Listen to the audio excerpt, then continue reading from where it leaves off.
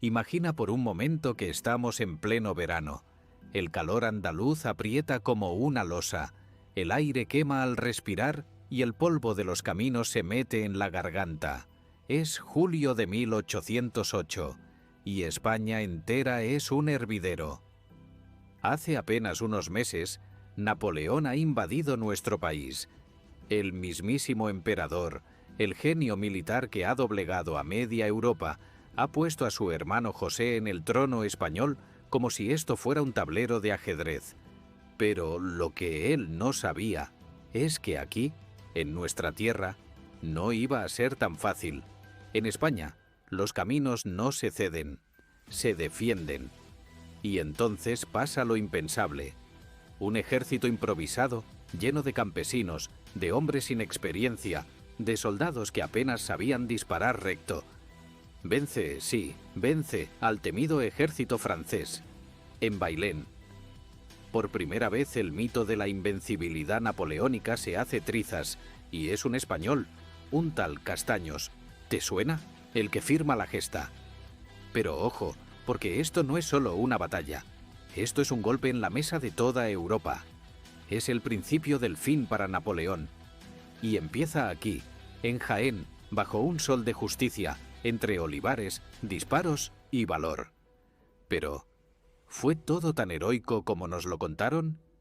¿Quiénes eran esos soldados franceses derrotados? ¿Y por qué, después de semejante victoria, España acabó como acabó? Hoy vamos a adentrarnos en una historia real, sin adornos, sin tópicos, llena de decisiones humanas, errores garrafales y momentos que cambiaron el rumbo de todo un imperio. Porque la batalla de Bailén no es solo una fecha en los libros, es el día en que un país humillado se levantó con orgullo y dijo: «Basta, ponte cómodo, porque esto no es una clase de historia, esto es una historia de verdad, con sangre, sudor y gloria». Para entender Bailén, primero hay que mirar lo que pasaba en España justo antes, porque esto no fue una simple batalla aislada ni una revuelta espontánea. Fue el estallido de un país que llevaba años tragando humillaciones. Y todo, como tantas veces, empezó con una traición. Estamos en 1808. Carlos IV sigue en el trono, pero en realidad quien manda es Manuel Godoy, su favorito. Un hombre que se había hecho con un poder inmenso, pero que era despreciado por el pueblo y la nobleza. España venía de años de decadencia, crisis económica, derrotas militares. Y encima, Godoy firmaba pactos con Napoleón que nos salían carísimos. Uno de ellos fue el Tratado de Fontainebleau, en 1807, que permitía a las tropas francesas cruzar España para invadir Portugal. Pero Napoleón tenía otro plan. Lo que quería no era pasar, sino quedarse. Las tropas francesas empezaron a ocupar ciudades sin disparar un solo tiro. Burgos, Valladolid, Salamanca, Madrid. Era una invasión silenciosa. Y mientras tanto en la corte, la tensión crecía. En marzo de 1808 estalla el motín de Aranjuez. El pueblo, los soldados, hasta parte de la nobleza se alzan contra Godoy. Le dan una paliza, lo destituyen y fuerzan la abdicación del rey. Carlos IV cede la corona a su hijo Fernando VII, el llamado el Deseado. Pero aquí viene el golpe maestro de Napoleón. Invita a padre e hijo a negociar en Bayona, y allí, con toda la presión del mundo, les obliga a los dos a renunciar. ¿Y a quién le da la corona? A su hermano José Bonaparte. Así, sin más, un extranjero colocado en el trono de España por orden imperial. Eso fue la gota que colmó el vaso. El 2 de mayo, el pueblo de Madrid se levanta en armas. Una revuelta brutal, sangrienta, desesperada. Goya la inmortalizó en sus cuadros.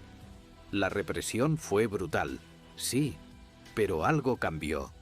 El miedo se transformó en rabia. La noticia del levantamiento corrió por toda la península como la pólvora. y por primera vez en mucho tiempo, el pueblo español se unió en algo: echar al francés. Cada ciudad, cada provincia formó su propia junta de gobierno. Había caos, sí, pero también una voluntad férrea de resistir. En Andalucía, la Junta de Sevilla toma el mando y organiza un ejército. Se lo encargan a un hombre serio, veterano, con cara de pocos amigos, Francisco Javier Castaños. No era un genio militar, pero sabía organizar y, sobre todo, sabía escuchar. Mientras tanto, desde el norte, el ejército francés de Pierre Dupont avanzaba hacia el sur. Había salido de Toledo, cruzado Despeñaperros y entrado en Andalucía confiado, con miles de soldados curtidos en 1000 batallas. Venían bien armados, bien entrenados y seguros de que se pasearían por la región como Pedro por su casa. Pero se equivocaron. Andalucía no iba a ser un paseo. En Córdoba la resistencia fue feroz. Y aunque Dupont logró tomar la ciudad, se encontró con un problema muy serio: el calor, la falta de suministros y un enemigo invisible. Guerrillas por los caminos, emboscadas, aldeanos armados que atacaban y desaparecían. Y encima, sus líneas de suministro empezaban a cortarse. La moral de las tropas francesas, poco a poco, se iba resquebrajando. Y en paralelo, Castaños seguía organizando a su ejército. Tenía soldados regulares del ejército español, sí, pero también voluntarios, campesinos, curas armados, artesanos, una mezcla increíble de gente sin experiencia, pero con una motivación que no se entrenaba en ningún cuartel. Estaban defendiendo su casa. A mediados de julio, 2 ejércitos se preparaban para el choque. Uno moderno, implacable, heredero de la maquinaria napoleónica; otro improvisado y regular, pero con una determinación feroz. Y el campo de batalla sería Bailén, un pequeño pueblo de Jaén, rodeado de olivos, polvo y calor. Allí, bajo el sol abrasador del verano andaluz, se iba a librar una batalla que haría historia. La madrugada del 19 de julio de 1808, el calor ya se sentía en el ambiente antes de que saliera el sol. En los alrededores de Bailén, los olivares no daban sombra suficiente para tapar la tensión. 2 ejércitos estaban desplegados, uno frente al otro, separados por polvo, colinas suaves, y una historia que estaba a punto de cambiar. Por un lado, el ejército de Castaños, unos 30.000 hombres, entre soldados regulares, milicianos y voluntarios andaluces, la mayoría sin experiencia real en combate, pero con un ánimo altísimo. Sabían que estaban enfrentándose al ejército más temido de Europa. Y eso no los echaba atrás. Al contrario. Por el otro, Pierre Dupont y sus tropas. Unos 20.000 soldados franceses, entre ellos veteranos de múltiples campañas, muchos curtidos en Alemania, Italia y Egipto. Pero estaban agotados. Llevaban semanas atrapados en Andalucía, bajo un calor sofocante, sin agua suficiente, sin suministros y acosados por partidas de guerrilleros. Para colmo, habían cometido un error gravísimo. Se habían separado en columnas y cuando quisieron reagruparse, ya era tarde. La clave de la batalla estuvo en la posición. Castaños colocó a sus tropas en una línea alargada, bloqueando el paso hacia el norte. Quería impedir a toda costa que los franceses pudieran escapar de regreso a Despeñaperros. Y para reforzar la jugada, ordenó un movimiento envolvente. La columna del general Reding, suizo al servicio de España, cayó sobre el flanco francés por el este, cortándoles la retirada. A primera hora, Dupont lanza el primer ataque. Intenta romper el centro español, pero se encuentra con una muralla humana. Los españoles, pese a la falta de experiencia, aguantan el tipo. El fuego es intenso, los disparos retumban por el valle. Los franceses cargan una y otra vez y son rechazados. No entienden cómo es posible. ¿Esa gente mal equipada, mal entrenada, les está plantando cara? Las horas pasan. El calor se vuelve insoportable. Hay soldados que caen desmayados por la insolación. La pólvora arde en el aire. El campo se convierte en un horno infernal. Y lo peor para los franceses, no hay agua. Sus mulas, sus caballos, sus hombres están al límite. Los pozos cercanos han sido contaminados por los españoles con cal viva. No pueden beber. Y entonces las columnas españolas rodean poco a poco al enemigo.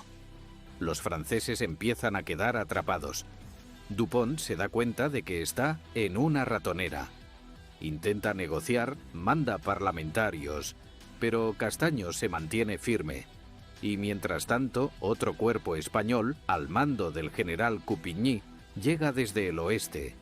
La trampa se cierra. A media tarde la situación es insostenible.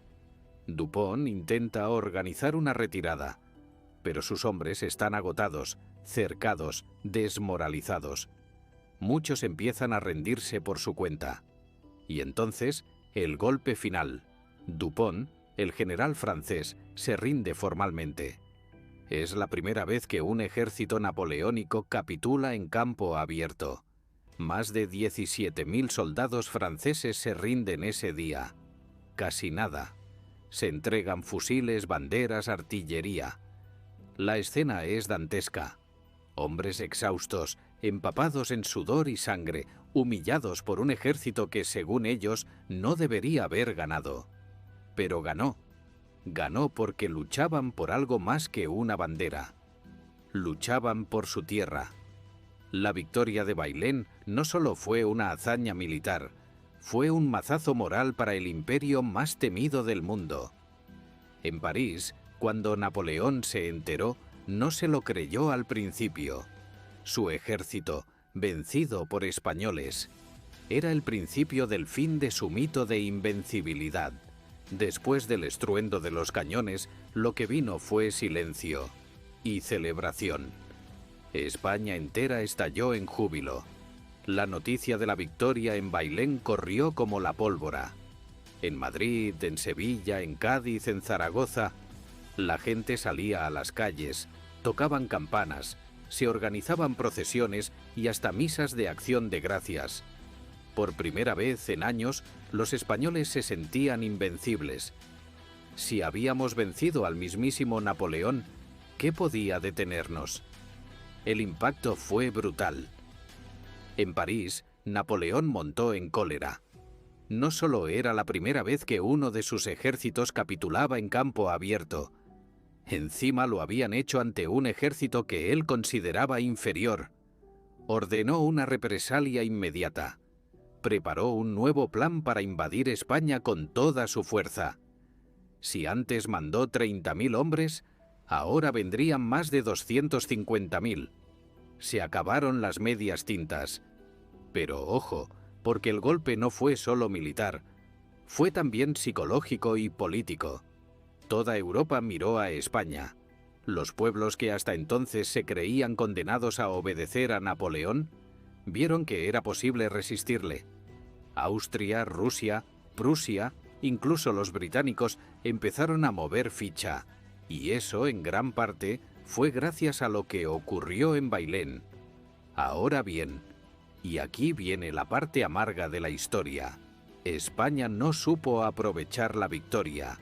Después de la batalla, los franceses rendidos fueron llevados a puertos andaluces como Sanlúcar y Cádiz, y ahí, entre disputas, desorganización y decisiones mal tomadas, miles murieron en condiciones infames. Había miedo a que escaparan, a que volvieran a luchar, pero también hubo negligencia, falta de humanidad y caos.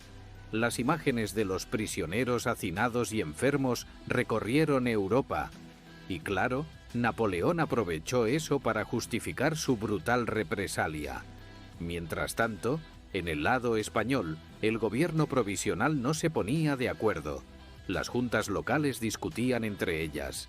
Había celos, intereses cruzados, falta de estrategia unificada. Cada región quería mandar. Castaños, el gran vencedor, fue recibido como un héroe. Pero pronto empezaron las críticas, los recelos, los juegos políticos.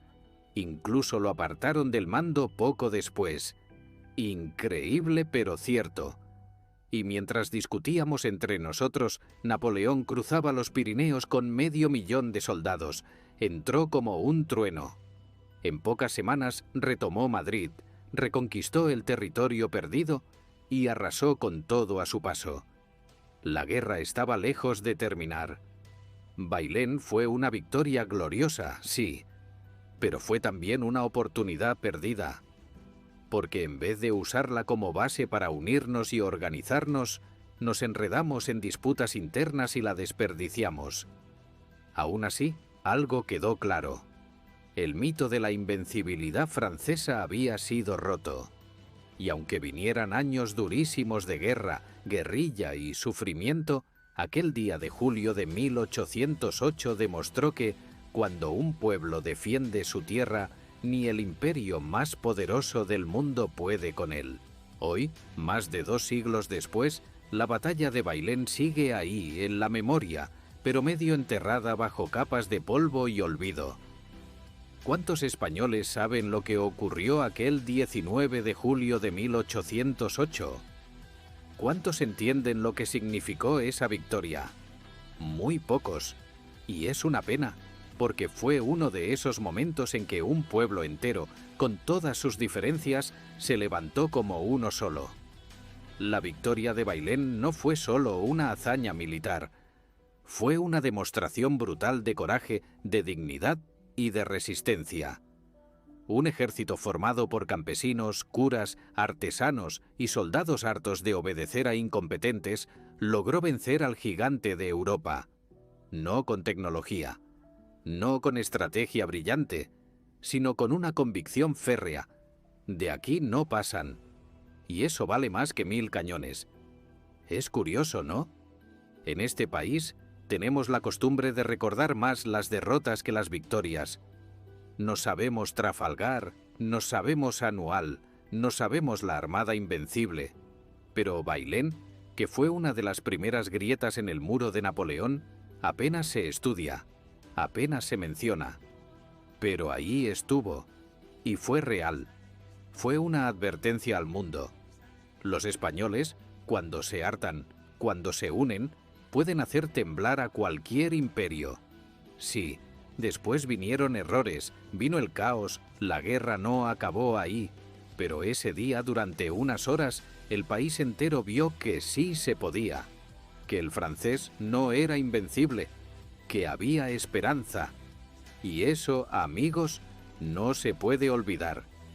Así que la próxima vez que pases cerca de Jaén, si ves un cartel que dice Bailén, recuerda que por esos campos anduvieron miles de hombres dispuestos a darlo todo, que allí, bajo un sol de justicia, se escribió una página de oro de nuestra historia, y que, aunque el polvo del tiempo lo haya cubierto, ese orgullo sigue ahí, esperando a ser recordado.